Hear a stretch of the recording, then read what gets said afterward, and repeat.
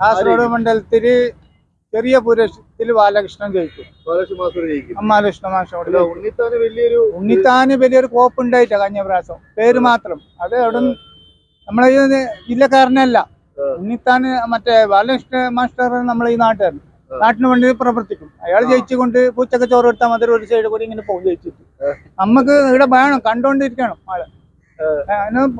ചെറിയ പുരേഷ് അതിങ്ങനെ camp ചെയ്യുന്നല്ല, room എടുത്തു. നമ്മൾ നാട്ടുകാരനല്ലല്ലോ.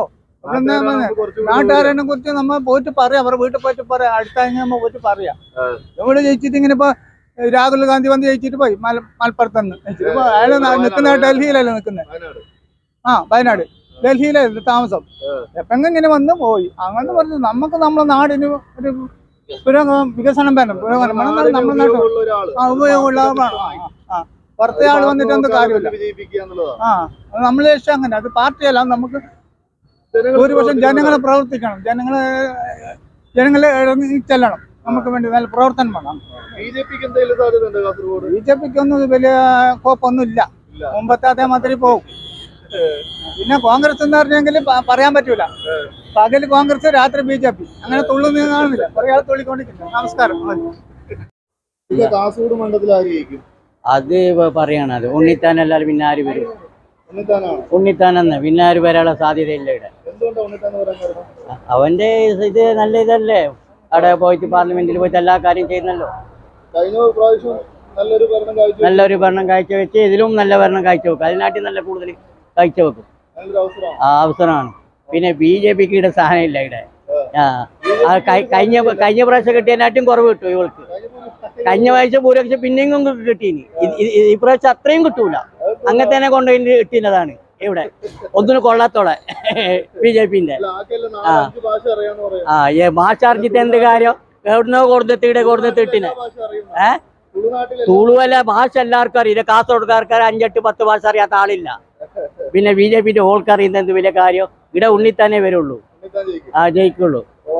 കഴിഞ്ഞ പ്രാവശ്യം ബി ജെ പിക്ക് പിന്നെയും വോട്ട് കിട്ടില്ല. ആ വോട്ട് ഈ പ്രാവശ്യം കിട്ടില്ല. അതും കിട്ടില്ല. ചോള കൊടുത്തിട്ട് പോരാ. ഇവിടെ കേരളത്തിലെ ബി ജെ പിക്ക് ഒന്ന് കിട്ടിയും കിട്ടി. ഇത് മതസൗഹൃദമാണ് ഇവിടെ. അത് തകർക്കാൻ ആർക്കും പറ്റൂല. ആർക്കും ബാധിക്കൂല. ഇത് കേരളത്തിൽ എത്ര മോഡി വന്നാലും ഇത് വന്നാലും ഒന്നും ആവാൻ പോകുന്നില്ല. 10 പ്രാവശ്യം വന്നാലും ഇവിടെ കേരളത്തിൽ നടക്കില്ല. ഇവിടെ മതസൗഹൃദം അതാണ് ഇവിടെ. ഇവിടെ വിളിയല്ല, കേരളത്തിൽ വിളിയോടെ. അത് അങ്ങോട്ടായി. ഇത് ഓക്കെ.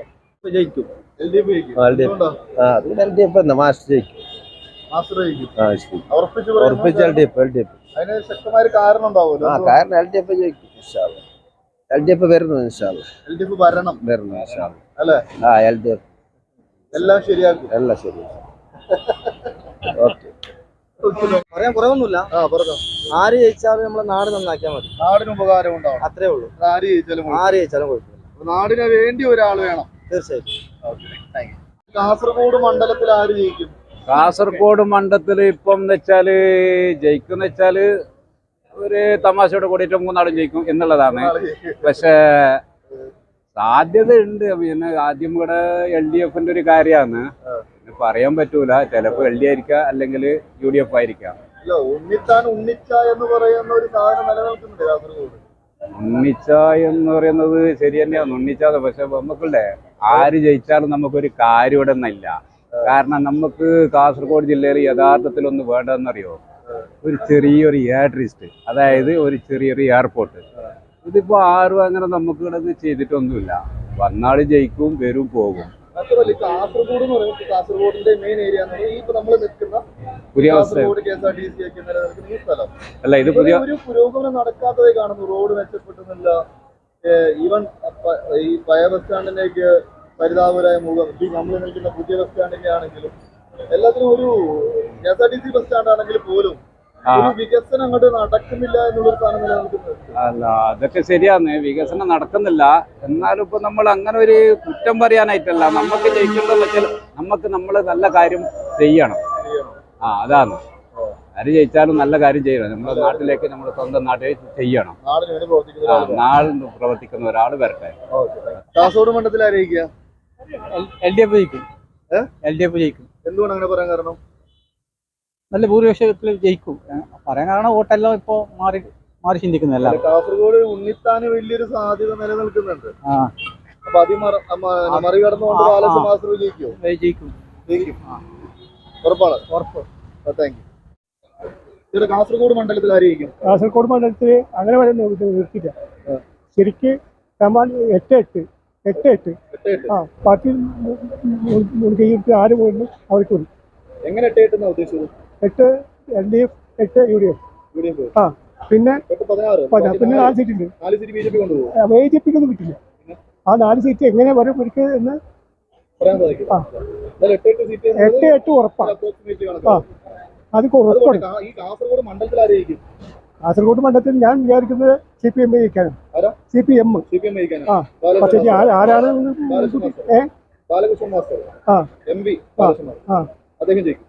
അത് അതിനുള്ള ഉറപ്പുള്ളൂ. പക്ഷെ എങ്ങനെയാണ് ജയിക്കുമോ എന്നുള്ള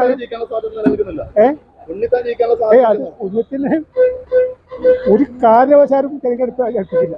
അല്ലെങ്കിൽ അത് എങ്ങനെയെങ്കിലും തിരികെ പറ്റുമോ അറിയാൻ പറ്റുമോ എന്നൊക്കെ നോക്കി നടക്കും. കാസർഗോഡ് മണ്ഡലത്തിൽ ആര് ജയിക്കും? രാജ്മോഹൻ ഉണ്ണിത്താൻ. എന്തുകൊണ്ടാണ് അങ്ങനെ പറയാൻ കാരണം? നല്ല കഴിഞ്ഞ പ്രാവശ്യം നല്ല പ്രവർത്തനം നടത്തിന്, അതുകൊണ്ട് അയാൾ ജയിക്കുമെന്നല്ല എന്റെ വിശ്വാസം.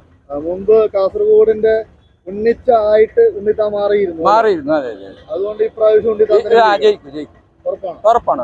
ഭൂരിപക്ഷം ഉണ്ടാവുമോ? ഭൂരിപക്ഷം ചെറിയ ഭൂരിപക്ഷത്തിൽ അയാൾ ജയിക്കും. ബാലകൃഷ്ണ മാസ്റ്റർ ജയിക്കാനുള്ള എന്തെങ്കിലും സാധ്യത? ഇല്ല. ഉണ്ണിത്താൻ തന്നെ. BJPക്ക് എന്തെങ്കിലും സാധ്യത ഉണ്ടോ? കാസർഗോഡ് BJPക്ക് സാധ്യതയില്ല. വോട്ട് പിടിക്കും. കാസർഗോഡ് മണ്ഡലത്തിൽ ആര് ജയിക്കും? കാസർഗോഡ് മണ്ഡലത്തിൽ ആര് ജയിക്കും എന്ന് പറയാൻ പറ്റില്ല. പക്ഷെ ജയിക്കേണ്ടത് ഉണ്ണിത്താനാണ്. ബാലകൃഷ്ണ മാഷാണോ? അല്ല, ഉണ്ണിത്താൻ. രാജ്മോഹൻ ഉണ്ണിത്താൻ ജയിക്കണം. പറയാൻ കാരണം അല്ല, ഞാൻ ആ പാർട്ടിയുടെ അനുഭാവിയാണ്. പിന്നെ ഇപ്പോഴത്തെ അറിയുന്നില്ലേ ഈ BJPന്റെ നിലപാടുകളും മാർക്സിസ്റ്റ് പാർട്ടിന്റെ നിലപാടുകളൊക്കെ അറിയാവുന്നതല്ല. അപ്പൊ അത് പൊതുവെ പിന്നെ അതിന് പറയണമെന്നില്ല. ആ നിലയിൽ ഞാൻ പറഞ്ഞതാണ്. എന്തായാലും ഉണ്ണിത്താൻ ജയിക്കണമെന്ന് നമ്മുടെ ആഗ്രഹം. കാസർഗോഡ് മണ്ഡലത്തിൽ ആര് ജയിക്കും? കാസർഗോഡ് MP ബാലകൃഷ്ണൻ മാസ്റ്റർ ജയിക്കും. എന്തുകൊണ്ടാണ് പറഞ്ഞെങ്കിൽ അദ്ദേഹത്തിന്റെ ഒരുപാട് അനുഭവ പാരമ്പര്യമുള്ള രാഷ്ട്രീയ പ്രസ്ഥാനത്തിൽ വരുന്ന ആളാണ്. പിന്നെ കഴിഞ്ഞ പ്രാവശ്യം തന്നെ രാഹുൽ തരംഗം, അതിലാണ് രാജ്മോഹൻ ഉണ്ണിത്താൻ കൊല്ലത്ത് വന്നിട്ട് ഇവിടെ ജയിച്ചു കയറിയത്. പിന്നെ വേറെ കാര്യം എന്ന് പറഞ്ഞാൽ ഈ BJPക്ക് ഭരണം കിട്ടരുത് എന്ന രീതിയിൽ ആളുകൾ കോൺഗ്രസ് വോട്ട് ചെയ്ത് പോയിട്ടുണ്ട്.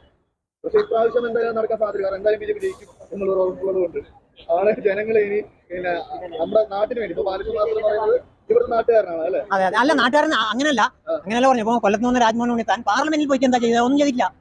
അതാണ് പ്രശ്നം. ഉണ്ണിച്ച എന്ന് പറയുന്നത് മതേതര ഭാരതത്തിന് ഒറ്റ ലക്ഷ്യമുള്ളൂ. അത് BJP പുറത്താക്കാൻ ആളാണ്. പക്ഷെ അതിൽ നല്ല വ്യക്തികളുണ്ടാവില്ല എന്ന് പറയുന്നില്ല. പക്ഷെ ഇന്ത്യ മുന്നണിക്ക് ഒരു ലക്ഷ്യം എന്ന് പറഞ്ഞെങ്കിൽ മതേതരം, സെക്യുലറിസം. അത് തീർച്ചയായും നമ്മൾ സംരക്ഷിക്കപ്പെടേണ്ട ഒരു കാര്യമാണ്. മനസ്സിലായില്ലേ?